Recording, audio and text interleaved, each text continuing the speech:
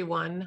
We're going to take just a moment as people are joining the call, and we'll get started in about 1 minute.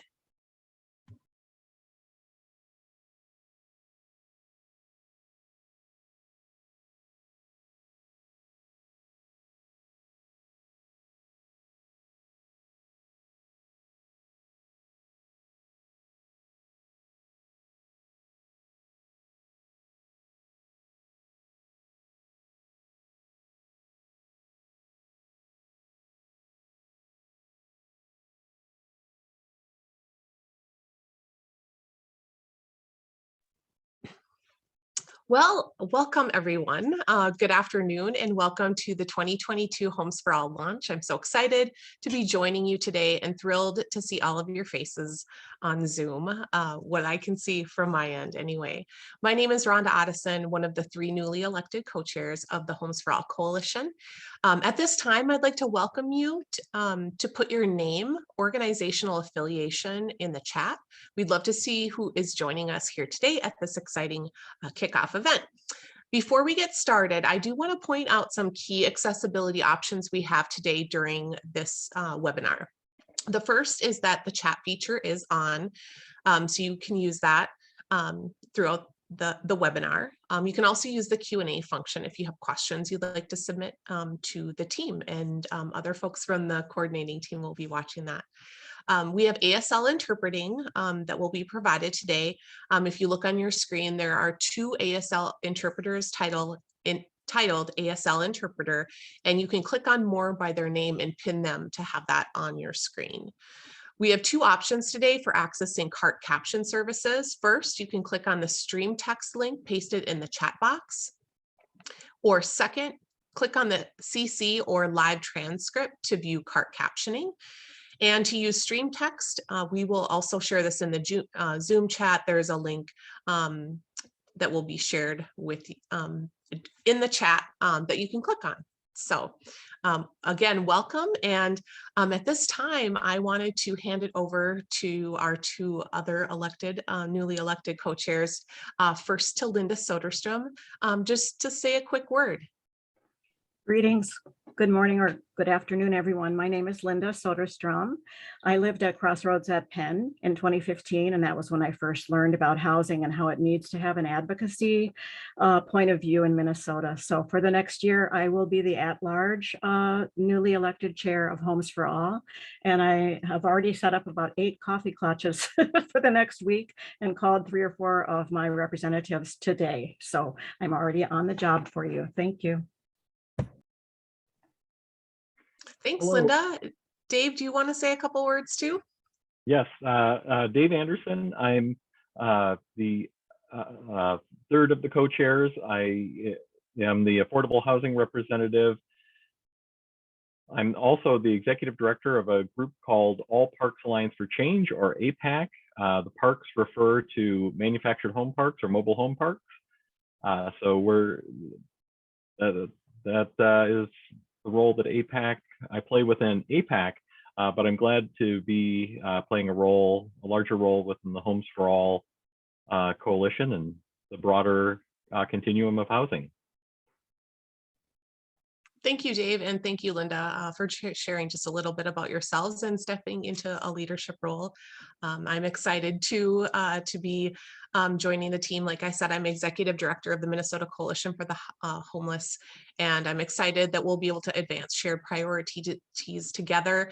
And I truly believe in Homes for All and our collective commitment to advancing the full spectrum of housing and homelessness solutions so every Minnesotan has a safe and dignified place to call home. So I think we're going to hopefully will be a great partnership this coming year. We have big things to achieve. Our communities are really depending on all of us. So thank you all again for being here. This year's theme, The Crisis Stops Here, is a bold call to action to you, our advocates and partners, and our policymakers. Even before the pandemic emerged in 2020, Minnesota faced a homelessness and housing crisis. Our state has abundant resources. With a $7.7 billion surplus, now is the time to make the deep investments in the proven solutions to ensure every Minnesotan has a safe and dignified home. Together, we have the opportunity to transform the landscape and make the deep investments that we need so everyone has a home. Homes are the foundation for health, wellness, and success. With a safe and dignified home, children learn, workers earn, and communities thrive. With that in mind, we'll move to sharing the legislative agenda that Homes for All has put together, and we'll be advancing this legislative session. I'm now going to hand it over to the policy team and welcome Annie Shapiro to share a legislative overview. Welcome, Annie. Hi, everyone. Thanks, Rhonda. I'm Annie Shapiro. I'm the Advocacy Director at the Minnesota Community Action Partnership and one of the 3 policy co-chairs. My 2 other co-chairs, Zach and Michael, are also listed on this slide. So you have all of our names. They will be sharing additional information upcoming in this event. I'm going to give a very brief overview of our legislative agenda for 2022. The reason I'm going to be fairly brief is that people are going to go more in depth about specific parts of the agenda throughout this session and throughout our event today. So you'll be hearing more from specific people about why these priorities are important in the coming moments. So I'm going to give a brief overview and then I'm going to share the agenda in the chat. And so if you have additional questions about the agenda, feel free to put them in the chat. I'll be answering them as we go. So our agenda this year is focused on 5 priority areas. We're calling them buckets, but really they're priority areas within housing. The first is preserve the homes we have. So many of you know that a lot of housing for folks with low incomes is often in need of rehabilitation or in need of some additional work in order to make it safe and stable, or in order to make it so that it's really livable for folks. And so we want to make sure that we're prioritizing having housing that we're getting people into housing and keeping people in housing that is both safe and stable, and that we're keeping that housing stock available for low income folks. So that's our first bucket. Our second bucket is that we need to build more housing. We have a shortage of housing actually available for people. So not only do we need to keep the housing that we have, but in order to actually safely house everyone who needs a house, we need to have more housing stock available. That includes for renters, for homeowners, and also for people experiencing homelessness. So we want to build more housing across the spectrum of housing. The third category is what we call housing stability or anti-displacement. This is particularly focused on people who are renters and making sure that they're able to stay in their rental property, either through vouchers or through pieces of eviction reform, pieces of policy, in order to make sure that people are not evicted without notice and that they have the information that they need before they're evicted in order to amend their eviction or to stop their eviction from happening. So that's to keep people in their house that they already have, their rental house. The fourth category that we have is fair treatment or equitable treatment. And that's about making sure that the housing that people are living in both is safe from things like lead, but also that if people use housing choice vouchers or Section 8 vouchers, that they're not discriminated against on housing, that people with disabilities, that older adults have access to affordable housing options as well, that we're making sure that a variety of low-income folks are able to access housing and that they're able to access it in a safe manner across the spectrum, but also really thinking about who is often excluded from housing in our system as it currently exists. And then the fifth piece that we're really thinking about is building wealth. Many of you may have heard over the past 2 years, it's become a bigger piece of conversation within Minnesota that Minnesota has one of the worst homeownership gaps in the country in terms of racial disparities. So the disparities between white homeowners, which is about 77% of white households own their home, versus Black homeowners, which is about 27% of Black homeowners, Black folks in the state own their own homes, is one of the biggest in the country. And the issue with that is that homeownership is one of the biggest ways to build wealth for yourself, but also intergenerational wealth. And so thinking about how we can start to build wealth and reduce some of those homeownership disparities that currently exist in our system and have existed in our system in Minnesota for years. And so thinking about what it looks like to increase homeownership opportunities kind of across the spectrum, and you're going to hear Dave and some of the folks from APAC talk about what that looks like for manufactured home park residents. And so those pieces we'll get into more in just a little while. I'll put that link in the chat just now, and I'm going to turn it over now to Zach to talk about our legislator awards.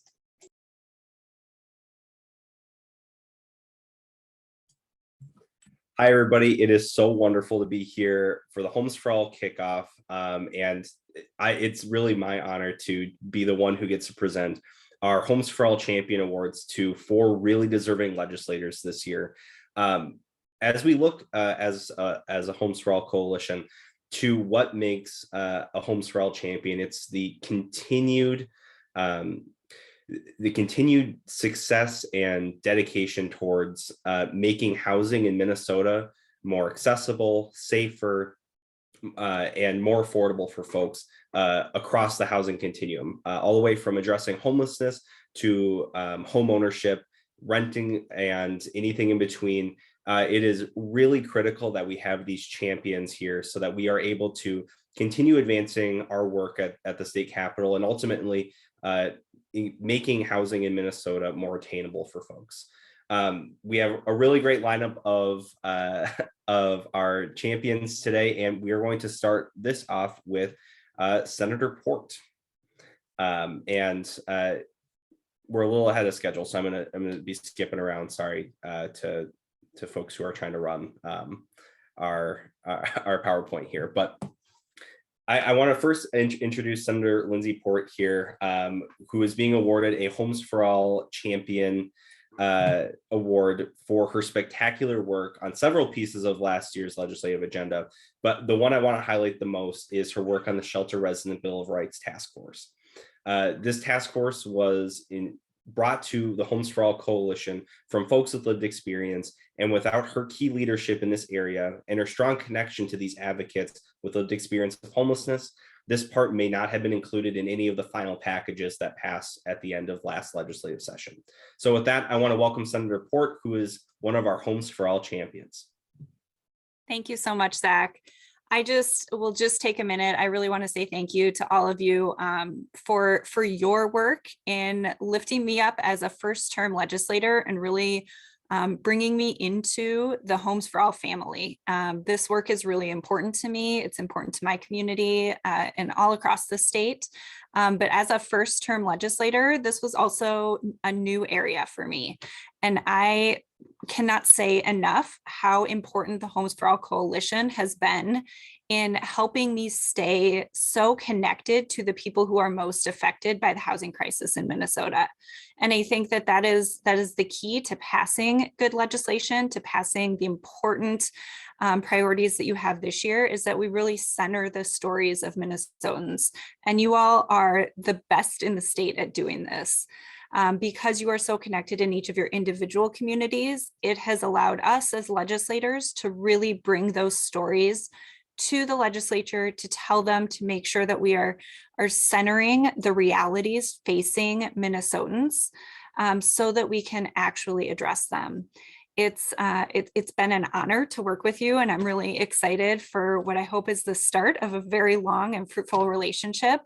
I couldn't be more proud to be here with you today and to continue to champion not just the shelter task force and the eviction moratorium, but really sustainable long-term investments in home ownership, in closing that home ownership gap that we have here in Minnesota, and in providing sustainable, really usable in all of our communities rental assistance that can help folks stay in safe, stable homes.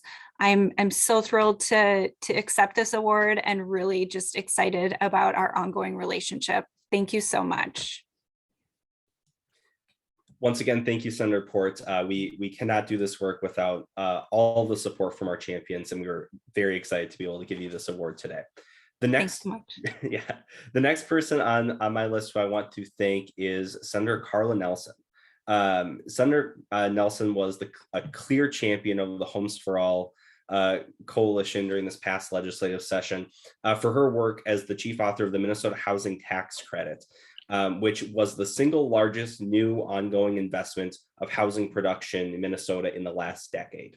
She's been an ongoing partner for Homes for All throughout her time at the Capitol, and her continued championing of housing has been extremely important to good housing legislation here in Minnesota. So I'd like to welcome Senator Carla Nelson, Homes for All champion. Oh, thank you, Zach. It is great to be with you today.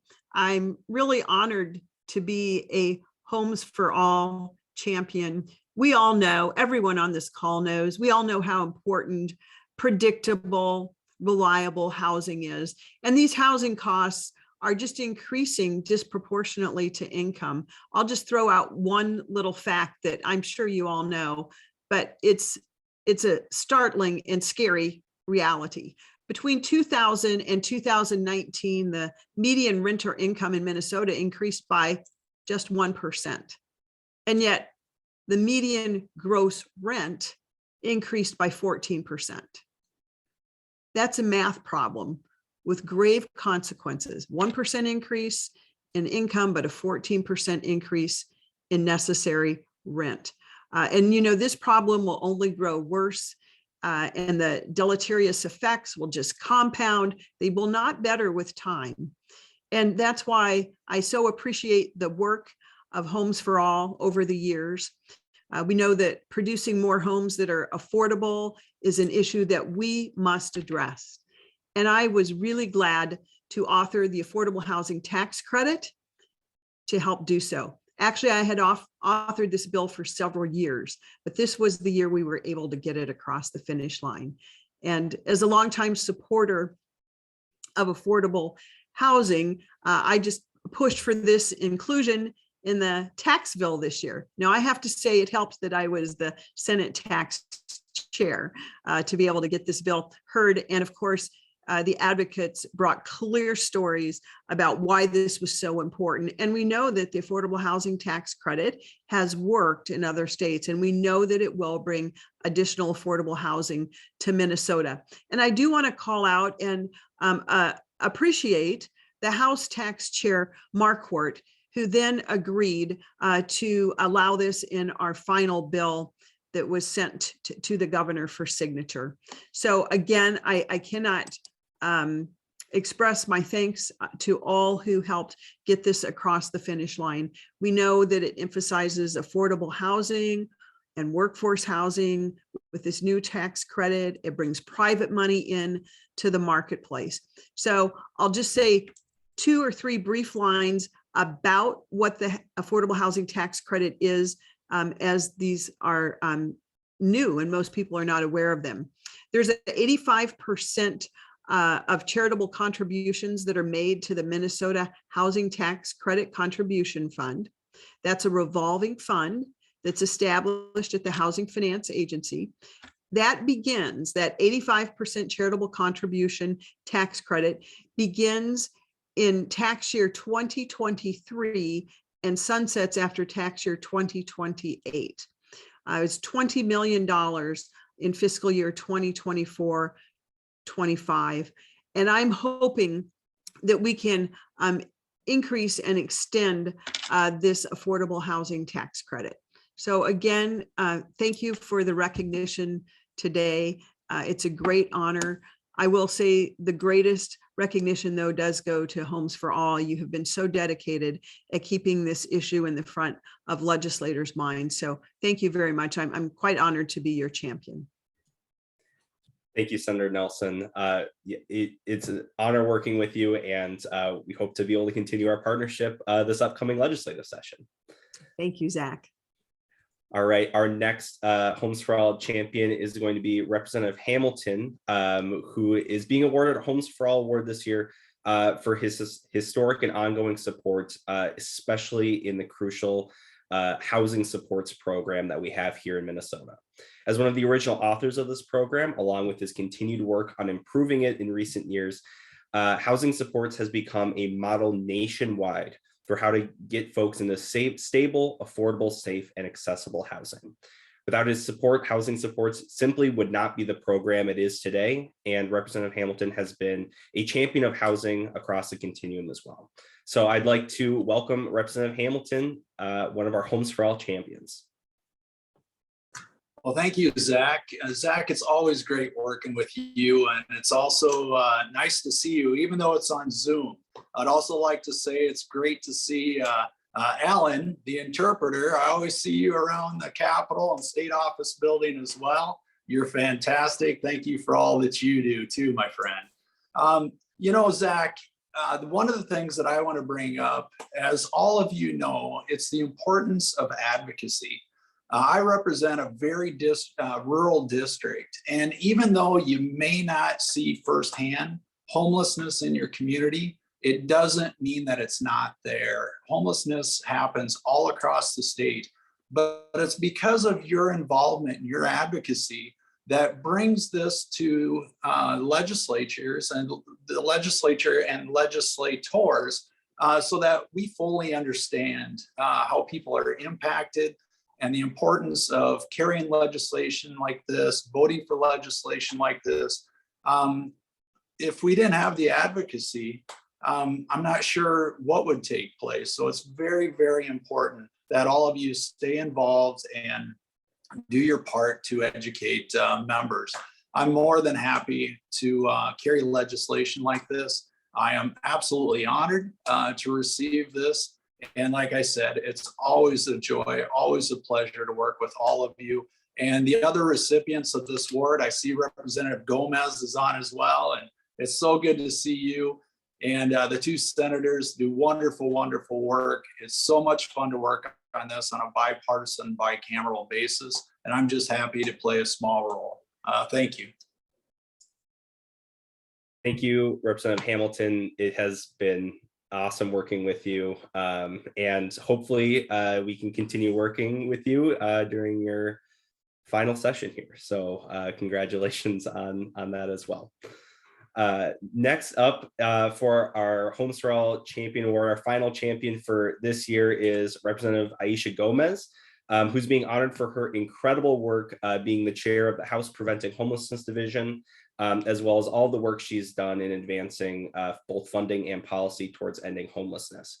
Part of this was increasing the funds across the homeless response system, such as the Emergency Services Program, as well as new investments through different areas such as the tax bill. She's been an absolute champion since she joined the legislature, and especially once she got her chair role in the Preventing Homelessness Division. So I'd like to welcome Representative Gomez, Homes for All champion. Afternoon. Good afternoon. So good to see you. Thank you so much, Homes for All, for this incredible honor. I just really appreciate working with you and the guidance that you provided me. You know, I'm from South Minneapolis. It's my second term, and I have the incredible opportunity to chair the Preventing Homelessness Division, which is a new division in the House as of this term.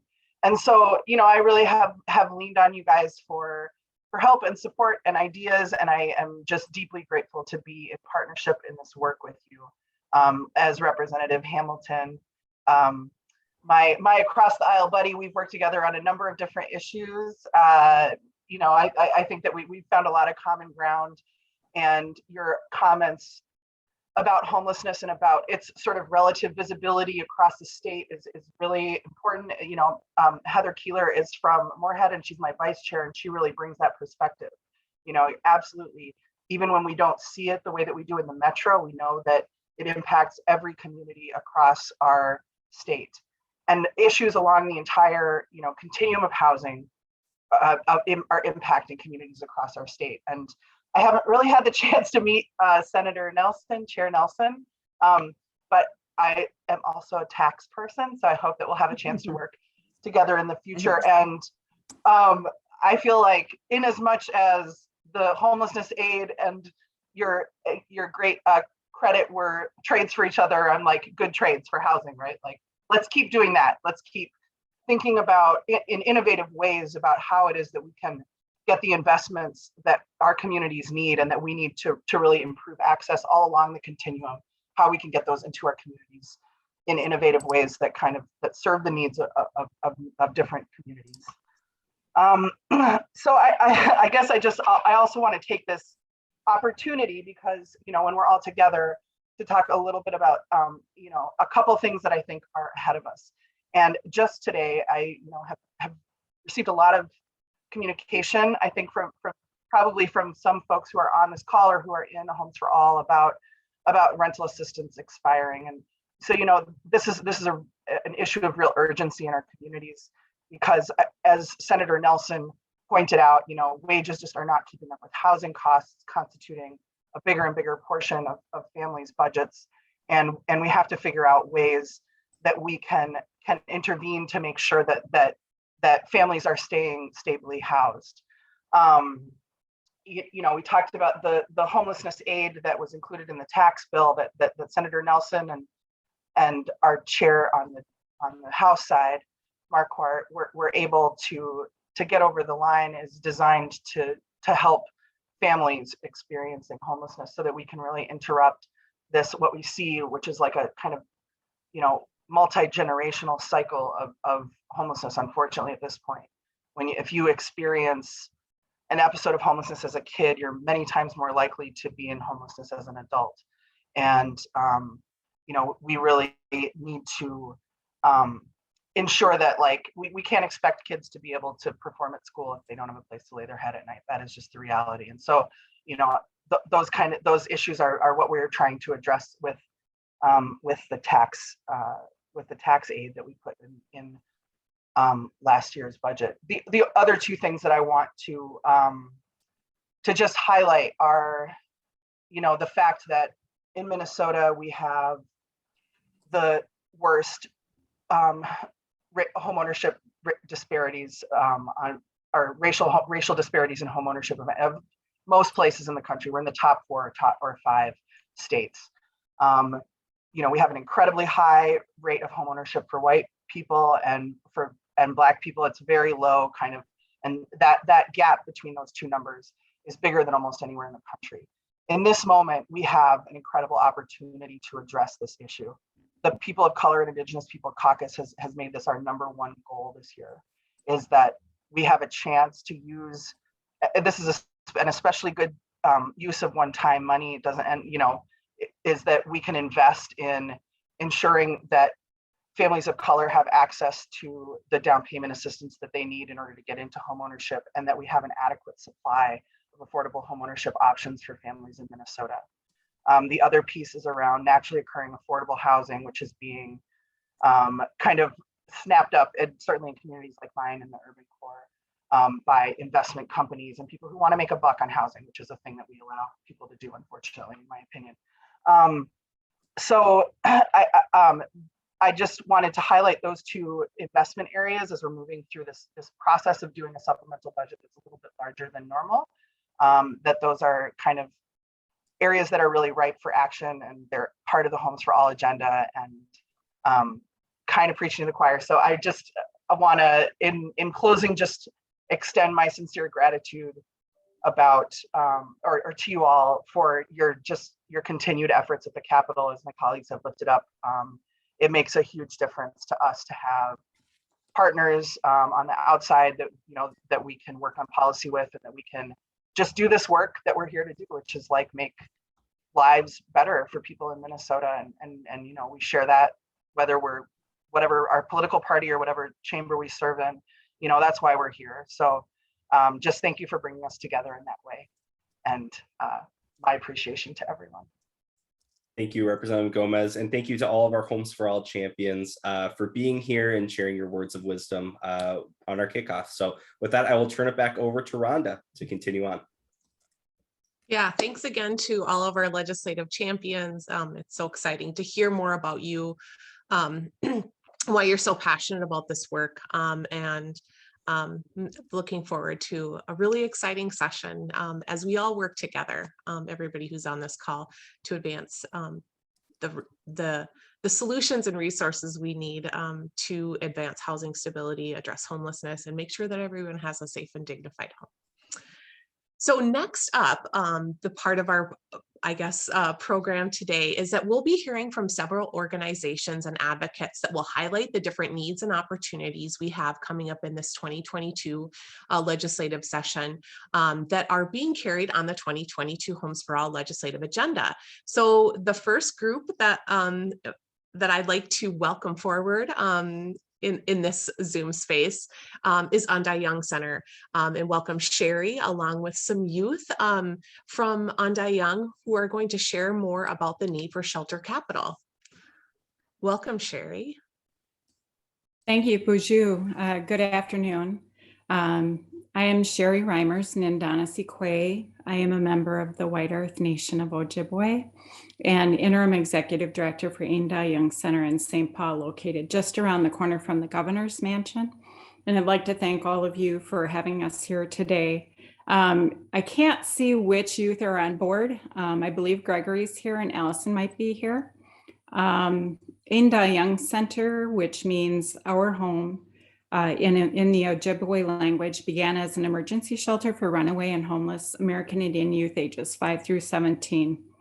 Then adding our transitional living program for youth ages 16 through 21. We are the cornerstone for community healing, recognizing that American Indian culture, you can't grow as a person until you have honor, dignity, and respect for both yourself and everything around you. So each year, Andai Young Center provides services to countless youth and families, and using our cultural and traditional beliefs to empower and heal our young people on a path to wellness and personal growth. In addition to providing emergency shelter and transitional living for our communities most vulnerable, in November of 2019, as some of you might know, we opened the doors to the Minoushki Andai Young, meaning New Good Home. It's a 42-unit permanent supportive housing complex for American Indian youth ages 18 through 24 experiencing homelessness. That is also located in St. Paul, just down the road from our state capitol. I'm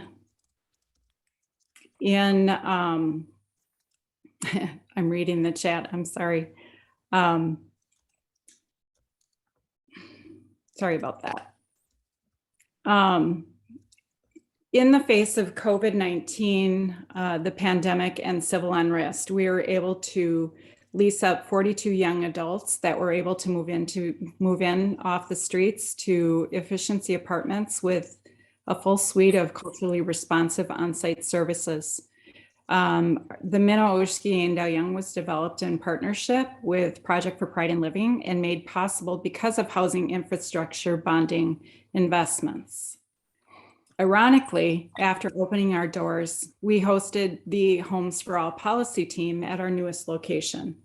Watching the team hard at work with big yellow Post-it paper mapped across our walls and in this brand new, beautiful conference room, it was a very stark, grim realization to me that we sit and celebrate this beautiful new building, yet Andai Young Center has 2 buildings core to the work that we do, charged with the health and welfare of our community's most vulnerable children and youth. All of those buildings are literally falling apart.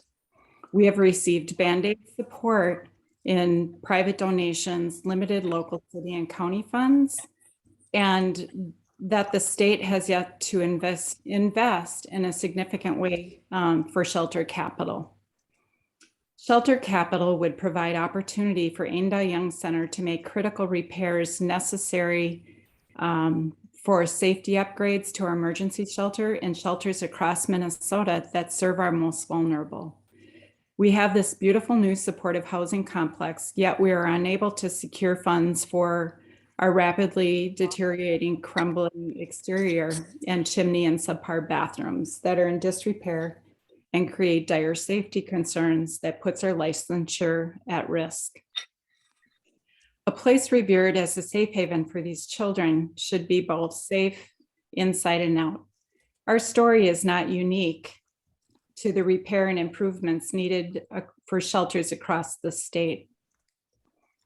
really want to thank Homes for All, our policymakers, and all of those that have worked so hard in the recent years, as you saw our champions that just came before us, that have worked so hard on housing investments. I have seen firsthand the impacts on the lives of our American Indian youth. And I also want to give a special shout out to our governor's office for including Ainda Young Center in their $72 million shelter capital, for including, the governor's office for including the $72 million for shelter capital in their proposed bonding bill. That includes an extra shout out and recognizing the unique needs of Ainda Young Center and including us on a separate line item within their budget. And to my Quay sister, Lieutenant Governor Peggy Flanagan, for highlighting our shelter to the media and Star Trib, urging the critically vital importance of capital bonding and supporting that across the state. I say Chimigwich, big thank you. And with that, I'd like to turn it over to Gregory. Hello, everybody. Hi, my name is Gregory. I'm from the Lower Sioux community. I live at Ainda Young Supportive Housing. I really appreciate you guys taking time to meet with us today. The point I want to make is when I was homeless, I had to rely on living on the train. We need transitional housing for young youth until they are found housing for them while the process is being done. I just think it's really important to try to keep them out of the streets while we're trying to get them help. It takes them off track, and I just think it's really important we have that. And that's all I had to say. And I need to do a check-in if we have Joshua.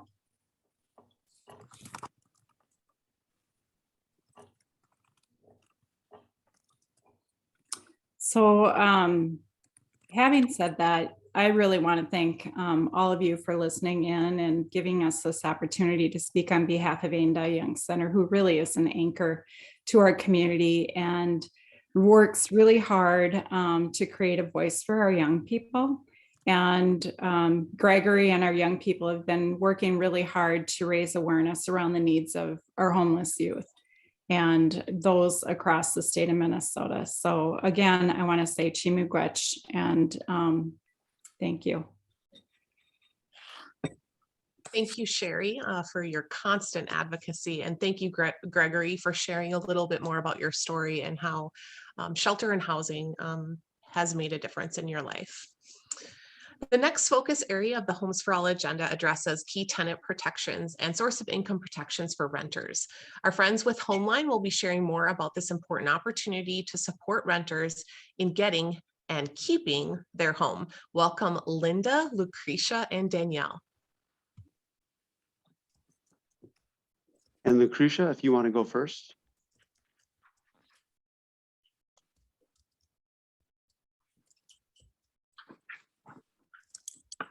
Okay.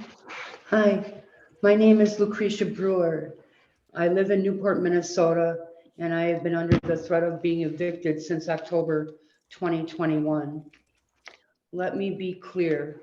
I did nothing to precipitate this action. I have lived at Wings of Newport since December 2020. Most residents in the 200-unit assisted living facility are there with a CADI waiver, which is Community Access for Disability Inclusion. Most renters are vulnerable adults. I believe when I signed my lease, it could only be terminated if I didn't pay my rent. But in October of 2021, the landlord gave 3/4 of the building a notice to vacate so he could refurbish a $20 million complex opened in fall of 2020, just barely a year later. I believe he wanted to throw us out and evict us so he could rent the apartments at a higher rent. My rental record is clear. I am terrified of having an eviction on my record. Putting an eviction on someone's record should be done only as a last resort. Once that eviction is put on your record, it is almost impossible to rent, throwing that person or their family into chaos and financial crisis. Expungement reform is so important for so many reasons. It only seems fair and just that eviction notices only show up on your record after the judge has heard from both sides. It is very important that the courts make expungements easier to access. A tenant shouldn't be punished long-term for a crisis that may have led to an eviction, showing that not paying rent was a typical of this renter's past history. As I have experienced firsthand, an eviction doesn't always accurately represent if you are a good tenant or not. Eviction more than 3 years old should be expunged because no one should be punished long-term. Landlords should be required to notify tenants before filing an eviction. That would give a chance for the tenant and landlord to communicate, and maybe they could come up with a plan to settle the problem. And this would be advantageous financially to both the landlord and the tenant. Thank you so much for taking the time to listen to my concerns today, and also the issues that affect me, but more importantly, affect many people who are not able to advocate for themselves. Thank you. And Danielle, are you available? Danielle Graham.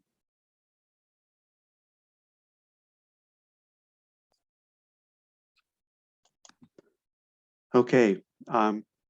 Good afternoon, everyone. My name is Michael Dahl. I'm the Public Policy Director with Homeline. I'm also a policy team co-chair for Homes for All. If Danielle does patch in a little bit later, we'll let her speak. But I'm prepared to talk about the issues and say thank you to Lucretia for being very clear about some of the things we're asking for in changes in tenant landlord law. For those of us that are on this phone who are or on this Zoom chat, who rented many, many, many years ago, remember what that was like? You actually had a tenant provide references to a landlord, and the landlord called those prior landlords to find out about your history. Well, a lot has changed since then. It's been about 30 years since there's been significant changes to Minnesota's law. So we're talking about before smartphones, before streaming music or movies, before the internet, before Billie Eilish was even around.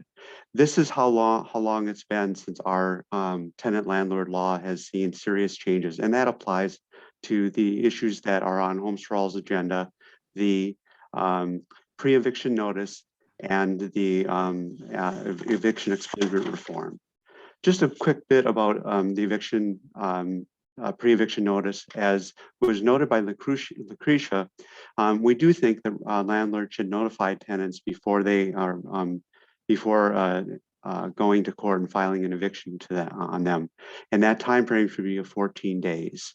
That would allow times for the tenant and landlord to try to work out a deal and not have to go to court. It may say that the tenant can no longer keep up the terms of the lease, and then they would have to leave, but they wouldn't have an eviction on their record. And the pre-eviction notice is something that Minnesota really should do. Again, we're behind the times. We're one of only 4 states that does not have a pre-eviction notice of some sort. Moving on to eviction expungement reform. As I noted, it's been a long time since we've made reforms to evictions in our state. And that, as Lucretia noted, the simple filing of an action by a landlord appears immediately on a tenant's record, often before their notice, before they've even been notified. Once an eviction is filed, it appears on your record as an eviction indefinitely and is reportable by tenant screening agencies for up to 7 years. However, anybody with an internet connection can go to court records and find out whether or not someone has had a eviction filed against them. So what we ask for are the following: that eviction reporting be prohibited until a court judgment has been rendered in the favor of the landlord. The court would order an expungement if the tenant prevailed. Right now, actually, eviction can still stay on a tenant's record even if they've won, and that should change. If the court case was dismissed If the parties agreed to expungement upon the request of the tenant and was a case where there's settled between the two parties. And then lastly is that there be, after 3 years, something comes off someone's record because it shouldn't haunt them forever. Those are two tenant reforms that are solely policy based. We also have a third item on our agenda that has to do with source of income, which basically means that if a tenant has a subsidy of some sort, that a landlord not be able to discriminate against them because of the source of income that they have. Right now, we have a human rights statute that says that you cannot discriminate against someone because they receive public assistance, but the courts have interpreted public assistance quite narrowly and do not include Section 8, for example. And so what we would do is say that all subsidies are just like an income of any sort, and that landlords would not be able to discriminate. And Craigslist ads that say Section 8 tenants need not apply would be removed, and there would be many more places opened up to people who are in need of housing. Thank you.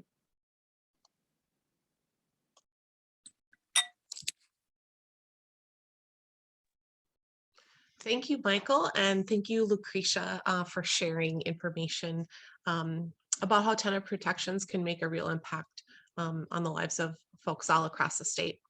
So now we're going to mix it up, and I'm going to hand it over to Rachel Weifels from Lutheran Advocacy to give you a quiz.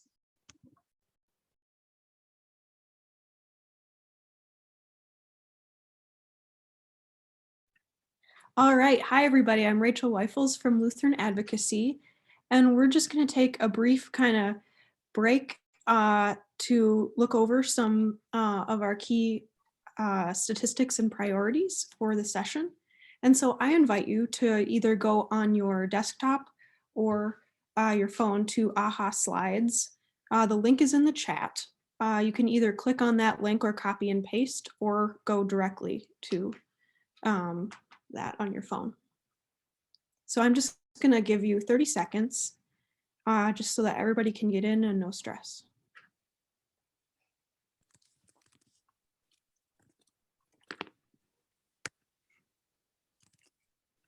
Awesome. Seeing the numbers jump up here.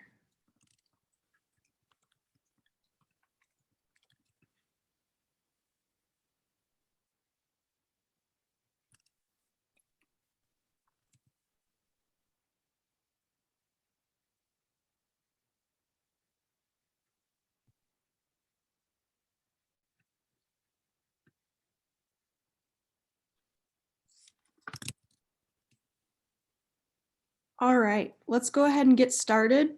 You don't have to be in the quiz right when it starts to be able to participate. So if you're having trouble getting in, keep trying. All right, so our first question, what is bonding? This is a bonding year.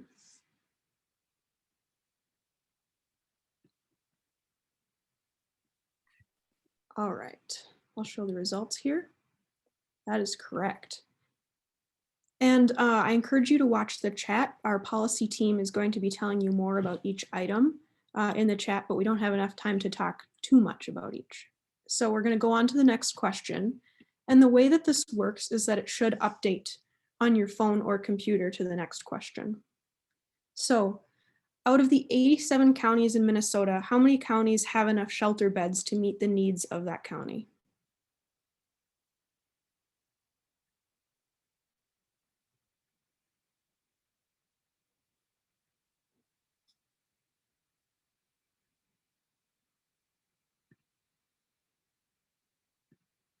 That is correct, only 7. True or false? A landlord must provide 24 hours written notice to enter a residence for any reason.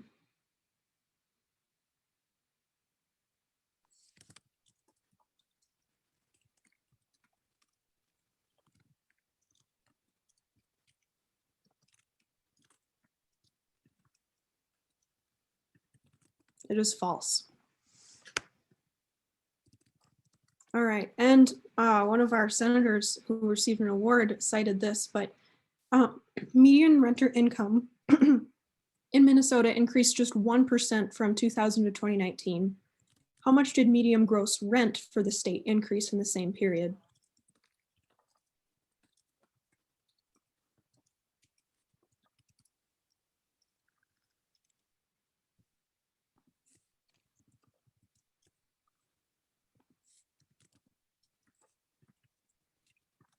%14 is the correct answer.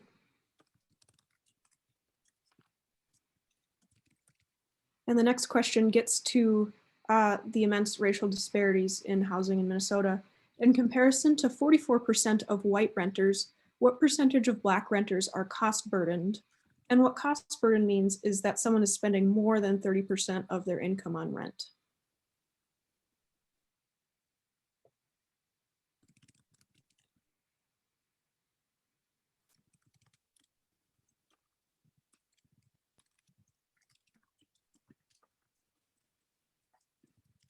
%58.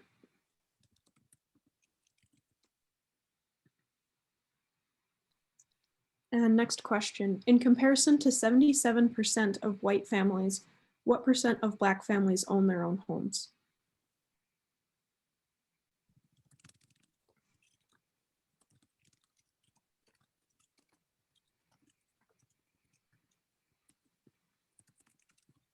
%25.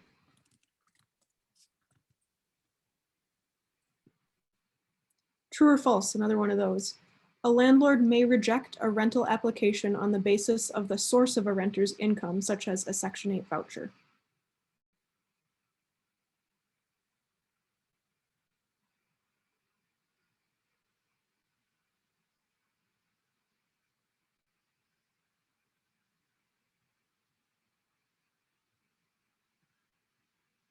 That is true. They may discriminate. And last question, how many affordable homes will need to be built by 2030 to meet the needs of our state?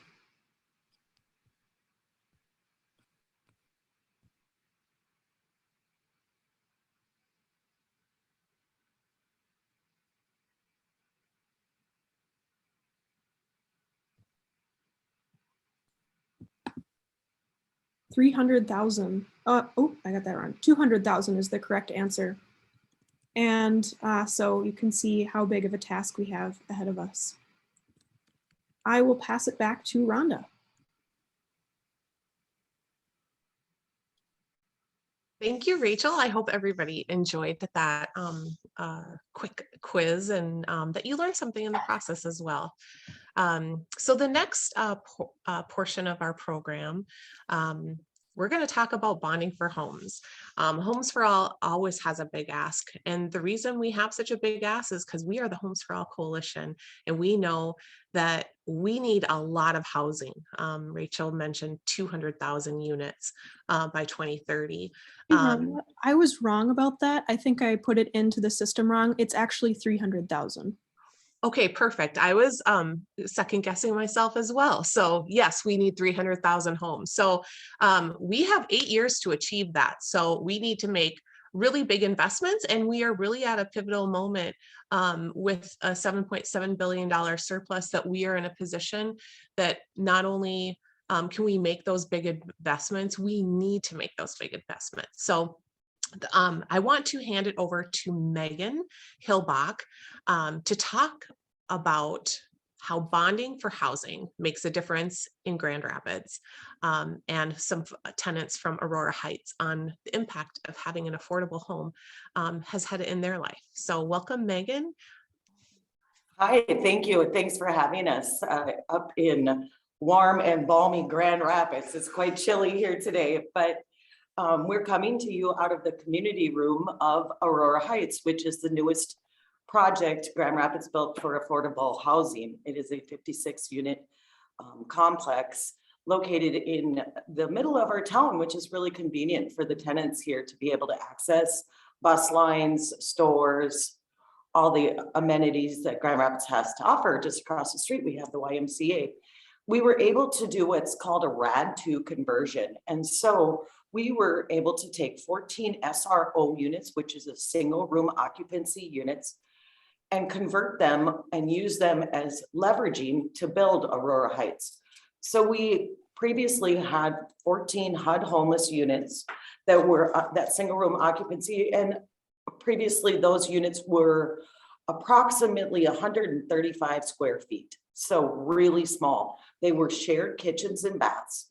There was 2 bathrooms, full-size bathrooms located on each floor of a 2-story complex called Midway Villa. We were able to, like I said, leverage those to move over to Aurora Heights, where the tenants all were guaranteed a 1-bedroom, 713 square foot unit. I do have 2 tenants that were able to move here just at the beginning of December. Northlink Housing Center, we are the service provider of these units. We were also able to move our offices over to the new beautiful Aurora Heights. So I have with me Dana Dawkin and Sherry Bittner, who come to you as new tenants of this beautiful building.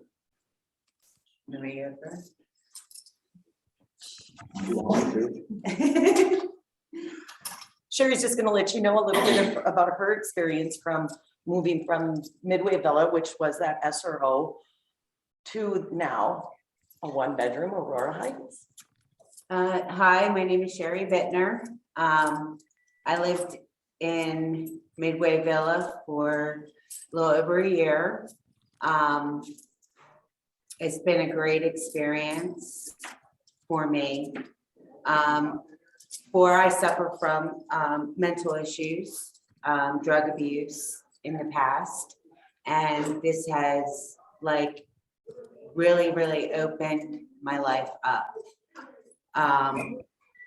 Moving here to Aurora Heights from a shared house has even opened my life even more. And like she said about the location, I love this location.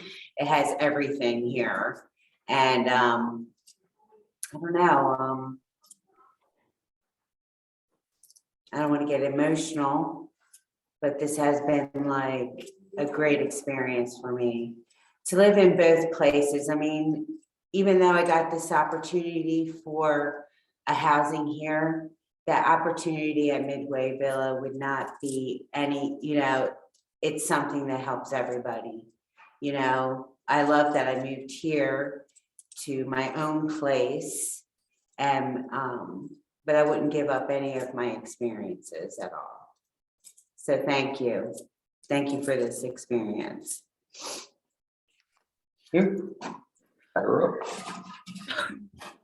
Hi, my name is Dana Dawkin. I was previously the caretaker over at Midway Villa.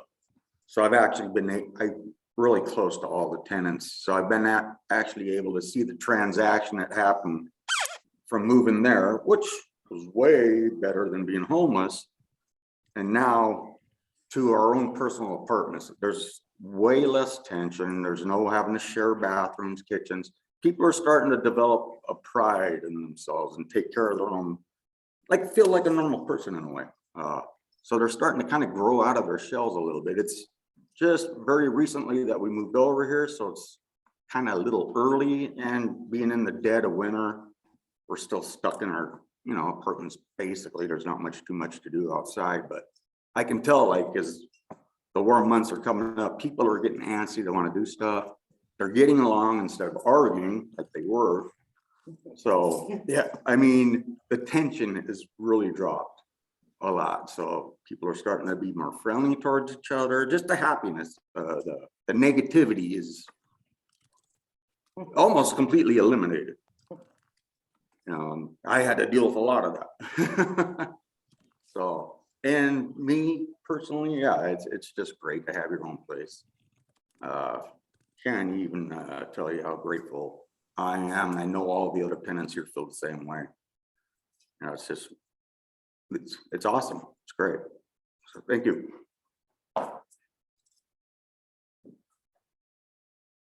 Thank you. Thanks for having us. Yeah, thank you, Megan. And thank you, Dana and Sherry, for sharing your perspective and your story. And we know that housing is the cornerstone, contributes to the wellness, recovery, and just well-being and dignity in our communities. So now I'm going to hand it over to Tim Flathers with Headwaters Development Commission to share more about the conifer project in Bemidji.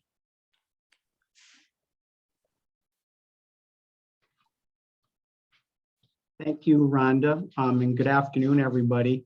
First, I'd like to thank everybody for your stories, your passion for affordable housing, and your leadership on this really critical issue. My name is Tim Flathers. I'm the Executive Director at the Headwaters Regional Development Commission, headquartered in Bemidji.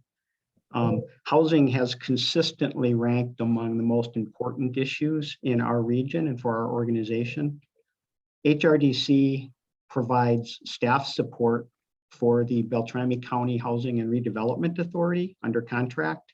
And we also are the umbrella organization for a nonprofit development corporation that was created for the purpose of developing affordable housing in the region. In 2012, we developed our first supportive housing project, a 20-unit apartment complex called Conifer Estates. And that was built in partnership with the Red Lake and Leech Lake housing authorities to serve homeless families in the area. The project was funded substantially with general obligation bonds provided by Minnesota Housing and provided through the Minnesota legislature.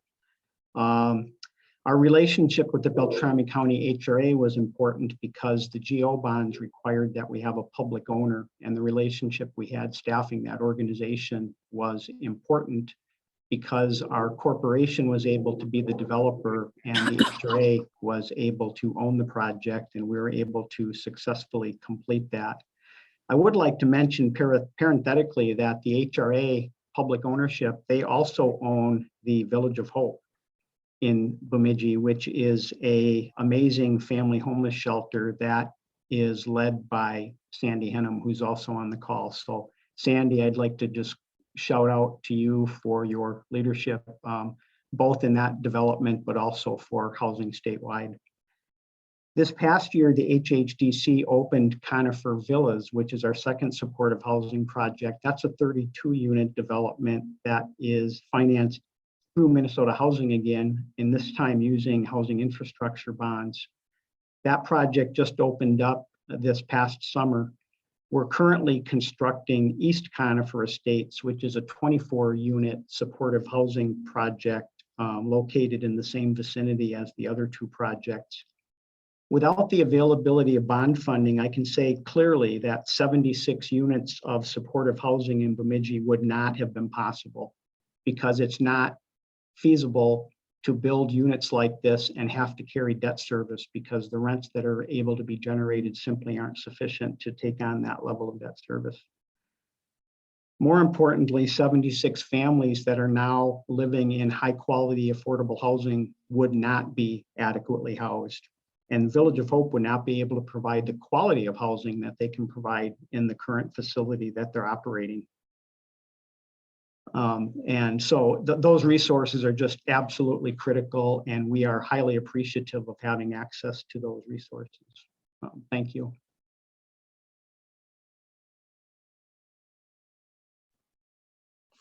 Thank you, Tim, and thank you for just highlighting how exciting homes in communities across the state, including northern Minnesota, have become a reality with housing infrastructure bond investments.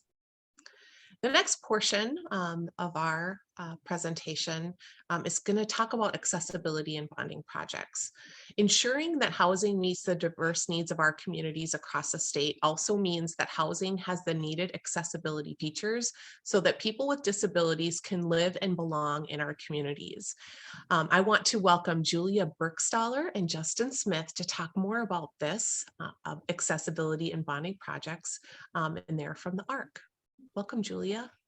Thanks, Rhonda. And as Rhonda said, I'm Julia Burkstaller, the Public Policy Director for the ARC Minnesota. The ARC Minnesota is a statewide nonprofit organization that works to promote and protect the human rights of people with intellectual and developmental disabilities. We have been working on the need for truly accessible housing for people with disabilities in the state And this is a proposal that's similar to the work of disability advocate Judy Moe in her work in the city of Richfield. Judy often talks about how if we want to truly address the affordable housing crisis, we must address the accessible housing crisis. She made us aware of specific issues in accessible housing, like the term accessible when describing housing is not actually consistent for all housing projects, or there are accessible units that may not be truly accessible for people with disabilities. For example, currently, the building code for the most accessible housing units still makes roll-in showers optional. So you can imagine for people who have disabilities, especially those using a wheelchair, finding affordable, accessible housing in their communities is nearly impossible. This limits choice for people who would prefer to live in homes of their own. They may have to turn to a provider-controlled setting like a group home or assisted living because they cannot find accessible housing. And when we are referring to accessibility here in our proposal, we're also talking about sensory accessible housing because accessibility goes beyond wheelchair accessible. It's great that we're able to use our state dollars to build housing, but we want to make sure that we are building housing that doesn't only work for some people. And our bill will help support builders and developers to create more inclusive homes in Minnesota. But most importantly today, I want you to hear from disability advocate Justin Smith. He's here to tell you about his experience trying to find accessible housing. So I'll turn it over to Justin now to share his story. Thank you.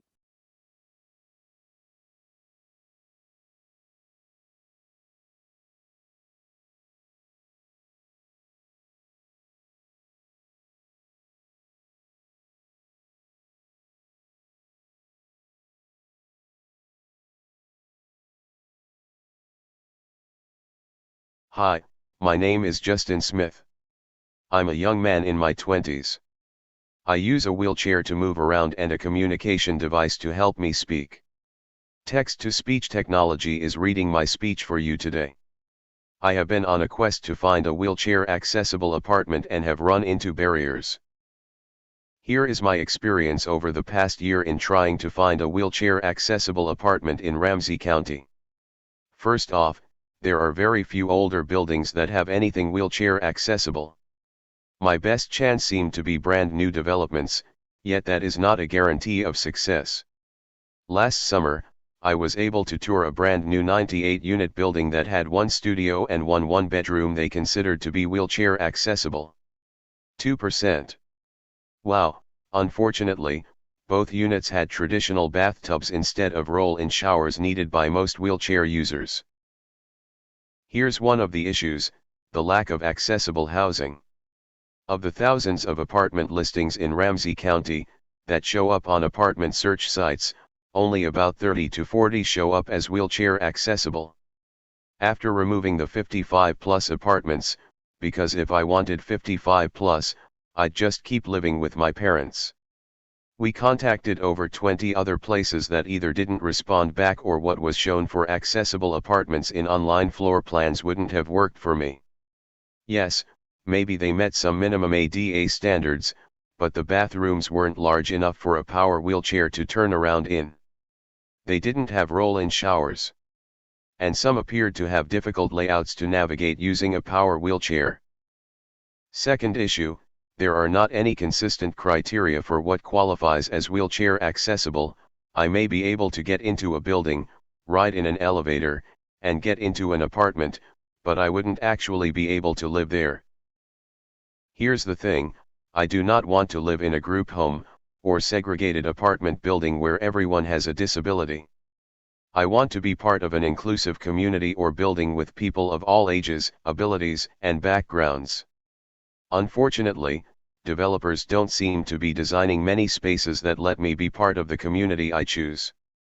Until federal, state, and local entities meet a certain level of accessibility that truly meets the needs of people with disabilities and have a certain percentage of units that are accessible, we will continue to have quote, accessible spaces, unquote, that do not work for the people they are intended for. Design for accessibility from the start. I eventually lucked out. One of the places I contacted last summer was just being built and didn't even have a floor plan of the wheelchair accessible unit to look at. The apartment manager was extremely helpful in answering our questions and said that the apartment would have a roll-in shower. I put down my first deposit on a Section 42 apartment, with the agreement that I could go check it out to make sure it would work for my accessibility needs. The apartment is not ideal. I need to roll through the common living area to get from my bedroom to the bathroom, which is not attached to the bedroom. They also put carpeting in the bedroom, which makes it harder for my aides to wheel me around either in my chair or using my transfer lift. But, it's workable and I'll be moving into my first apartment in several weeks. People with disabilities are supposed to be able to live in our communities. Where are we supposed to live?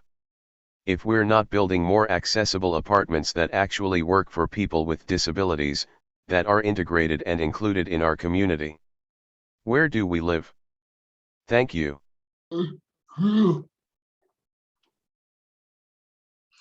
Well, thank you, Julia and Justin, for sharing that enlightening journey to your new home, Justin. We wish you the very best and hope that there's an even better place in your future that will meet all of your accessibility needs.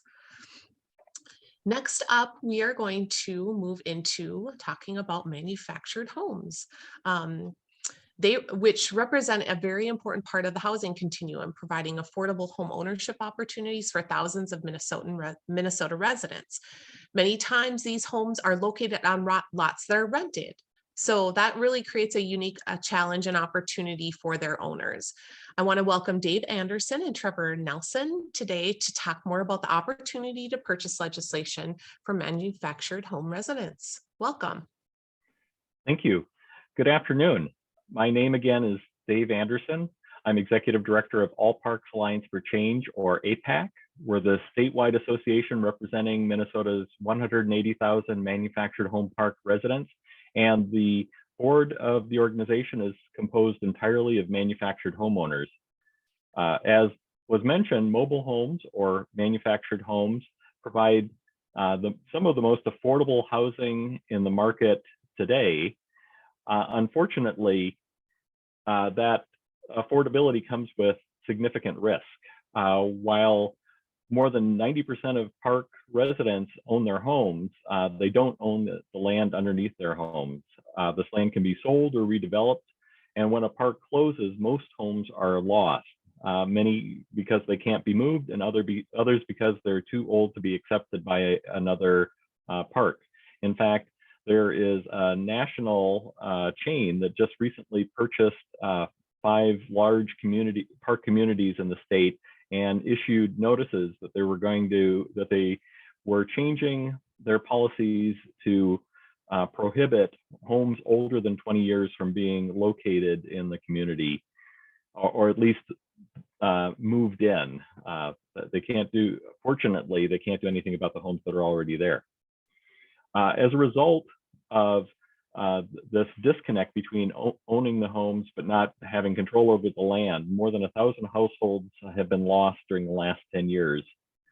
We developed the proposal, the opportunity to purchase policy, in order to offer resident homeowners an opportunity to band together around a very simple idea that when the land is available for sale, the homeowners will be provided 60 days notice in order to put together their own offer to buy the land. It doesn't require the park owner to sell to the residents or to lower the price.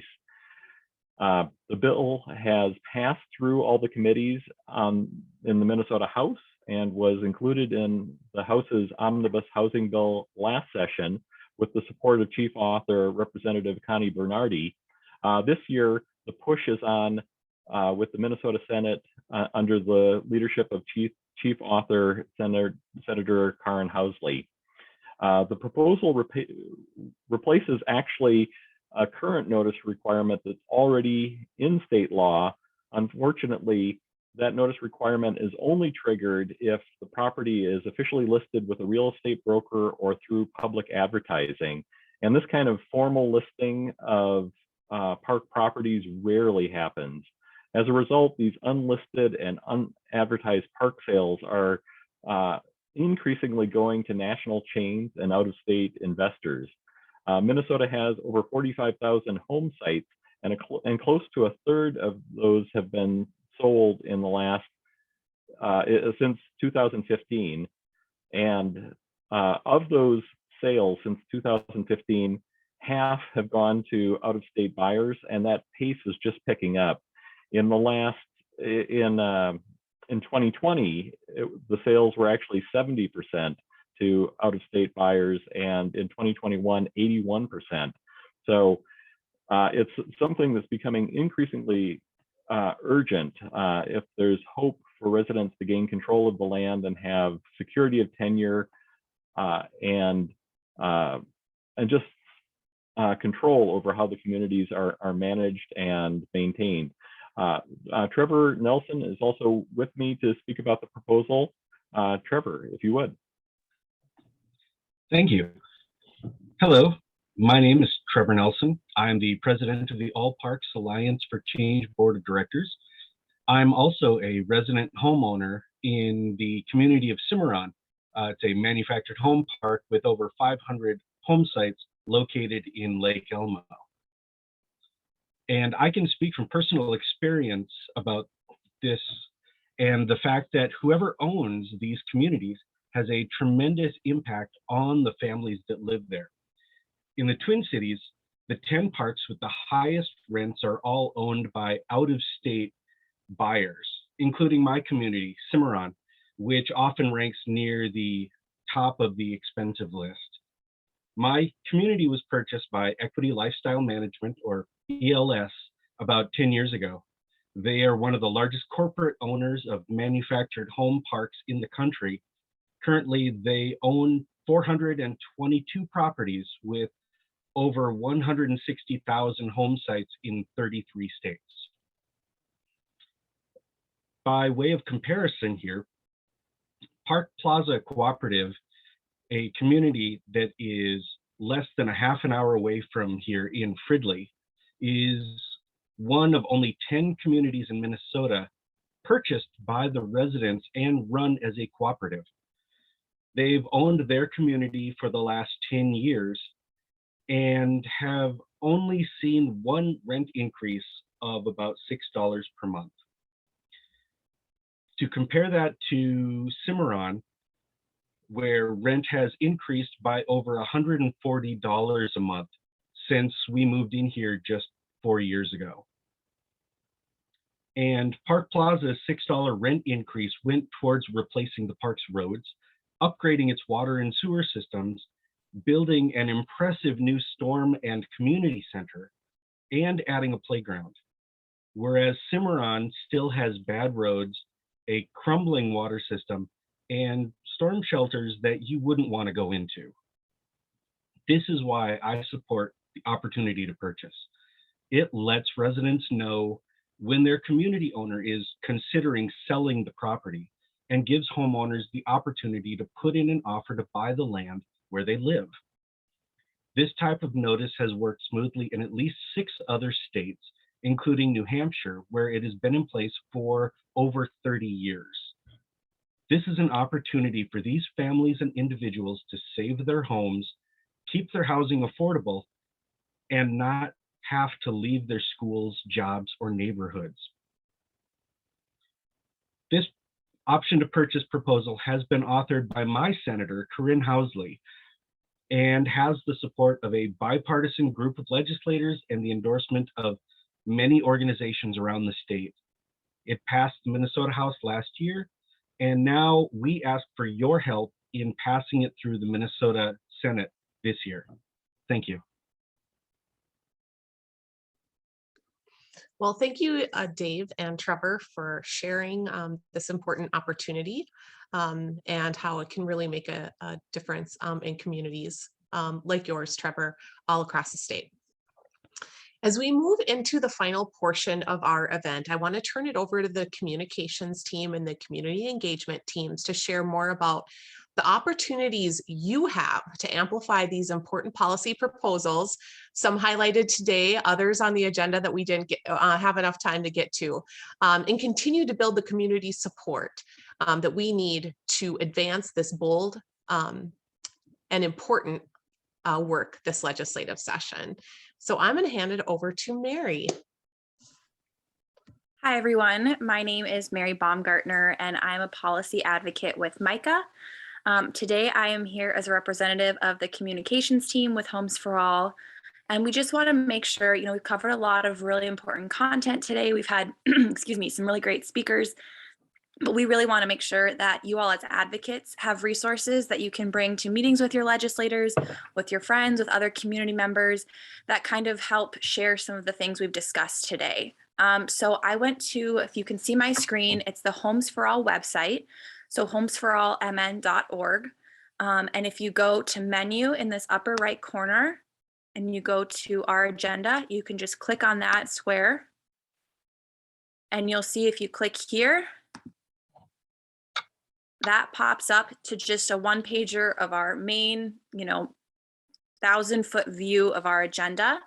We are going to have additional one pagers coming.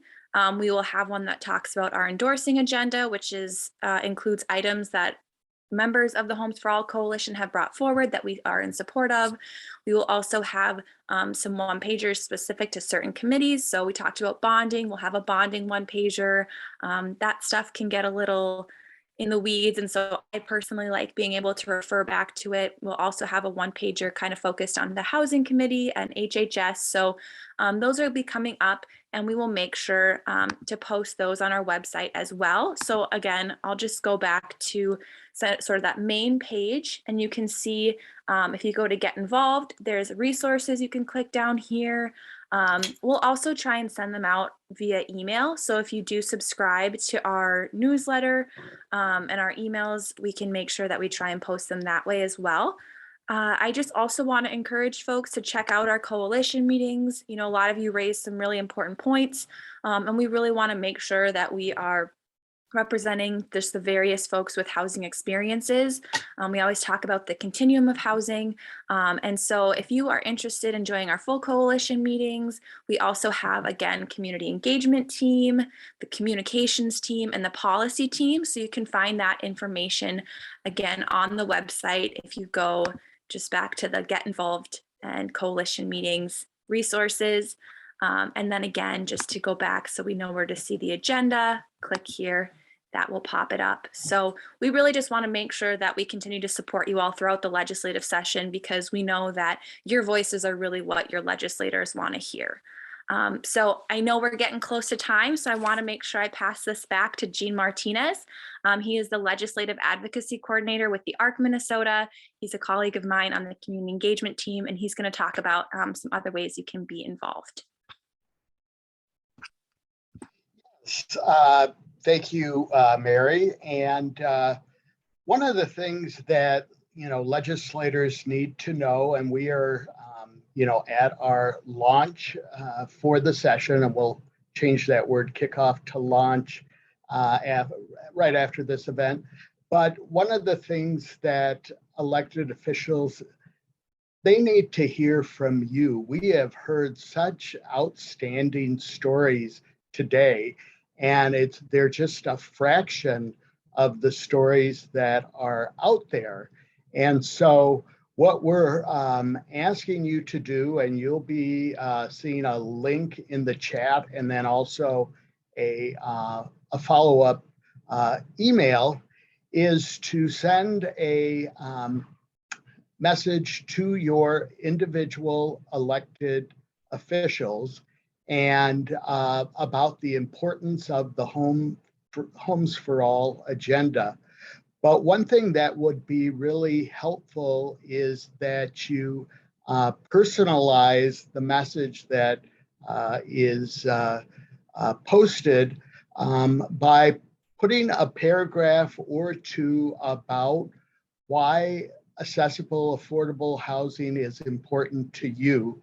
What has gone on in your life to where housing is important to you, or people you know, or people you love.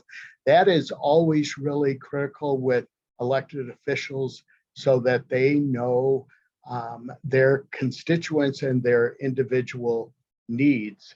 So if you can take some time, either now or when you get the email, to complete that action alert, that will really help us get off to a good start here at the beginning of the legislative session. And thank you so much. Thank you, Mary and Jean, for talking about the ways that you can engage in the communications and also get involved in being a strong advocate this legislative session. I really don't have a lot more to share with you today, except thank you for joining us. Thank you for being part of the Homes for All Coalition and being so committed to advancing a safe and dignified home for every Minnesotan.